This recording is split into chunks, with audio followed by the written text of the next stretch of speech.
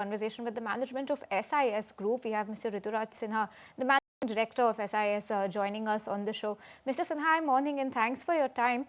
Now, share with us your take on the new labor code that we've seen. You've called it a tailwind for the company as well as the overall sector. Give us a sense of how much the labor code could, be a contribution to your incremental growth. Well, I think this is a landmark reform for India. Uh, 29 different labor laws, some of which were enacted pre-independence, and most of which were enacted in the 1950s and 60s, which were largely out of sync with the current realities of the economic activity in the country. All of this has been replaced by four simplified labor codes.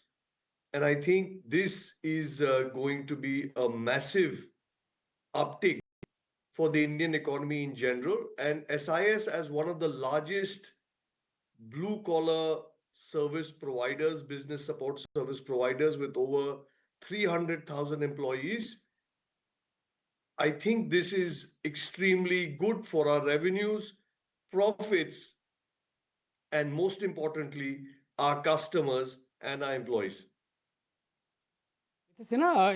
Your industry employs a lot of labor which is non-compliant to the current social social code which is been enlisted in the new labor code. Is there going to be an increase in rates for those services that you're going to offer to your clients now? I think your question starts with a presumption, which I might point out is grossly incorrect. As of right now, SIS as a listed company complies with every legislation with regards to labor, whether it is Payment of Wages Act, payment of ESIs, payment of bonus, gratuity, provident fund, and all the different acts.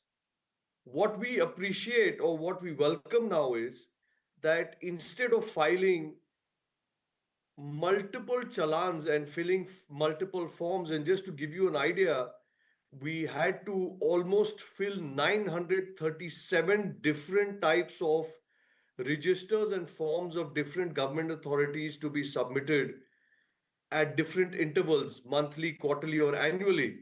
All this now gets replaced by single registration for labor, single license, and a single online challan, just as we submit for GST, which I think simplifies the whole process of compliance and eases the cost and effort of doing business on a day-to-day basis.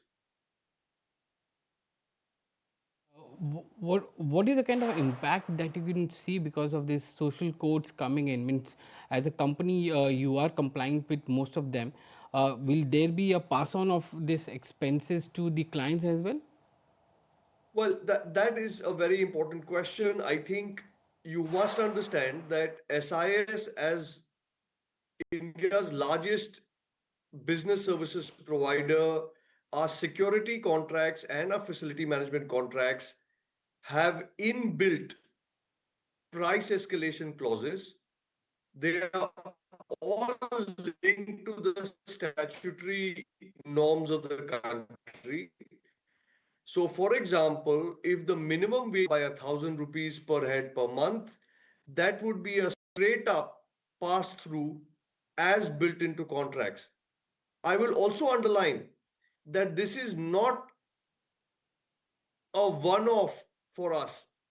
Even today, the minimum wages in the country are enhanced twice a year in every single states.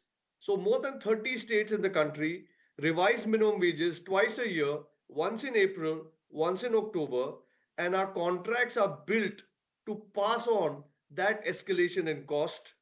Now will apply to whatever escalation comes through as a result of labor reforms.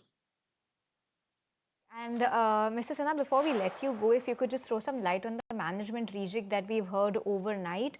You have Ravindra Kishore Sinha, who's resigned from the position of chairman, and Ms. Rita has been appointed. If you could just throw some light on the reason behind this rejig. Well, the founder and chairman has stepped down from the board on health grounds. He's currently undergoing treatment and unavailable to discharge his duties at the board.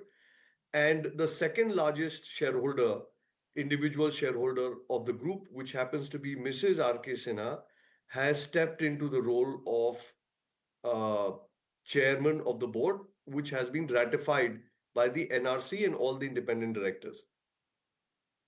Mr. Sinha, thank you so much for your time. And on that note, we'll let you go. Thanks once again for joining us.